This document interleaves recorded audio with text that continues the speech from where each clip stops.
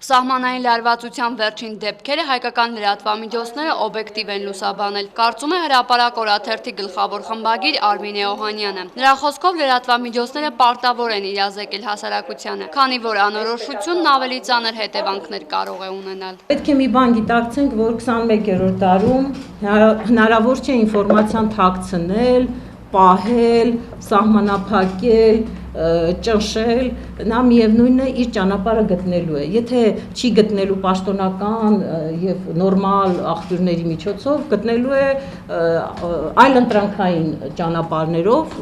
հենց թեկուզ միայն բերնե-բերան։ Որտեվ տեսեք մենք ինչքան զինծառայողներ ունենք բանակում, նրանք բոլորը հարազատներ ունեն, Ղարաբաղում ընկերներ ունենք, սահմանների վրա ապրող հայրենակիցներ ունենք, որոնք ամեն օր կարող են կապի մեջ լինել, ինֆորմացիան փոխանակել եւ դա շատ ավելի վատ, որովհետեւ այդ տեսակ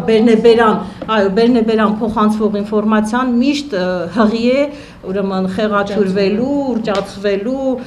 տարբեր մարդկանց անձնական վերաբերմունքը դրա մեջ ավելի շատ կարող է լինել, քան իրականությունը, այդ առումով